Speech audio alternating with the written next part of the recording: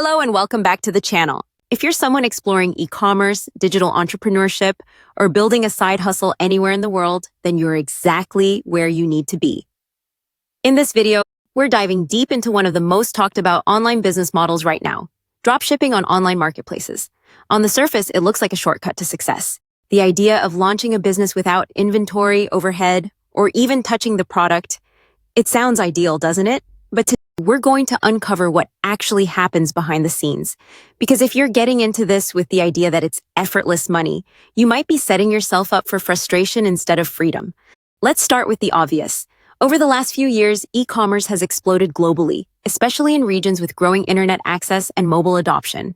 Platforms like Amazon, eBay, Lazada, Jumia, Flipkart, and other local marketplaces are now at the center of that boom. With mobile wallets, digital payment systems, and a surge in smartphone users, consumers are shopping online more than ever. And for aspiring entrepreneurs, especially students, freelancers, or young professionals, the idea of starting a store using the dropshipping model feels like a dream come true. No warehouse, no inventory, just create your seller account, upload some product images, and let the orders roll in. But as with most things in business, the truth is more nuanced, and in most cases, much harder. One thing I want to make very clear up front. Dropshipping is not passive income, at least not in the beginning.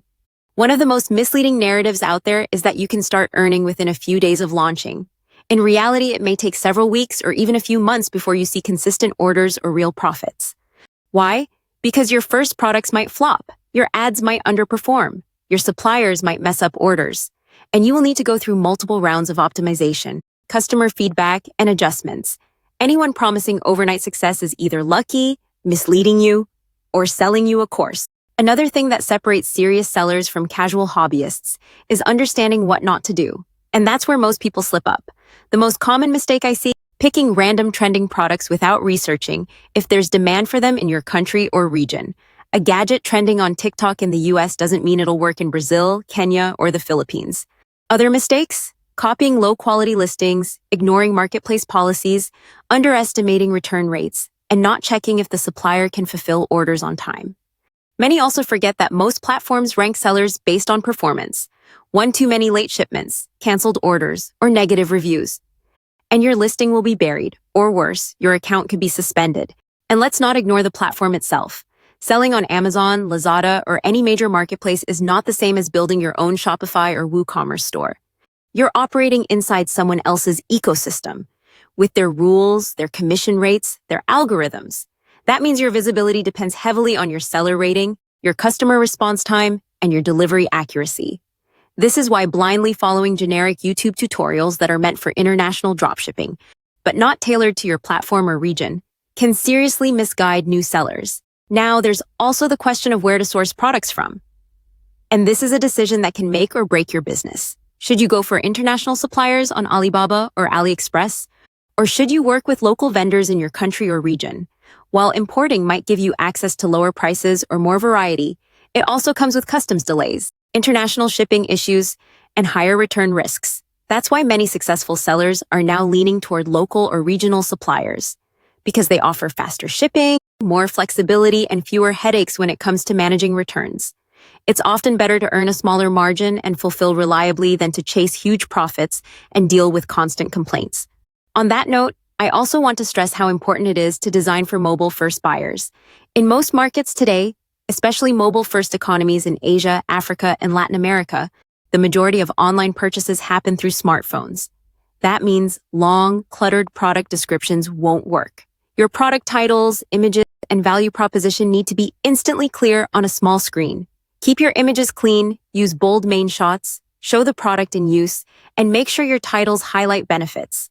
Not just specs. Also, always test your own listing on mobile. If you can't understand your value in 5 seconds, neither can your customer. Now let's come to a common illusion. The idea that dropshipping is low cost or even free to start. While it's true that you don't need warehouse space or bulk inventory, there are still real investments involved. You'll need to spend on ads if you want to drive traffic. You may need to hire a graphic designer or use paid tools for product images. You'll spend time, which is valuable, managing orders, answering customer questions, creating engaging titles, and running seasonal promotions. And let's not forget the platform's seller fees, commissions, and potential penalties for late shipping or customer complaints. Every serious seller I know has spent money on their business, even if it's just $100 to $200 to begin with. Whether that's on Facebook ads, product photography, or packaging. But here's the good part. If you're willing to treat this like a real business, the upside is very real. I've seen dropshippers across the world go from 0 to 6-figure monthly revenue, not overnight, but with months of iteration, testing, and consistency. The blueprint they followed? First, define your niche. Sell to a specific group of people, not everyone. Then work with dependable suppliers, who you can reach quickly when problems arise. Create listings that stand out, not just with SEO, but with genuine value propositions. Answer every review. Monitor return reasons. Learn from what customers say. That's how you turn a store into a long-term digital asset. You also don't need expensive software to succeed. Start simple. Use Canva for graphics, Facebook Ad Manager for paid campaigns, Google Sheets to track your sales and costs, and your platform's built-in analytics dashboard. These tools, if used right, are more than enough to get you started. Focus less on fancy dashboards and more on the fundamentals: traffic, conversion, fulfillment, and retention.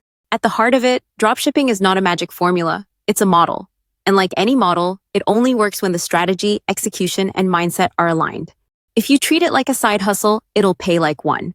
If you treat it like a serious business, with goals, accountability, and systems, it can become your full-time income stream. That's the reality. And now, if you've watched this far, thank you. It tells me you're not just looking for shortcuts. You're someone who values knowledge, who wants to build something real. And that's exactly the kind of person who succeeds. If today's video gave you clarity or helped reframe your expectations, I'd love for you to subscribe. I create content specifically for aspiring online sellers and digital entrepreneurs around the world.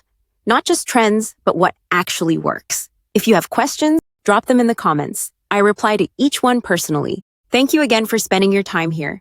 Remember, the space between an idea and a profitable store is filled with action. Take it step by step, stay consistent, and learn from every order, good or bad.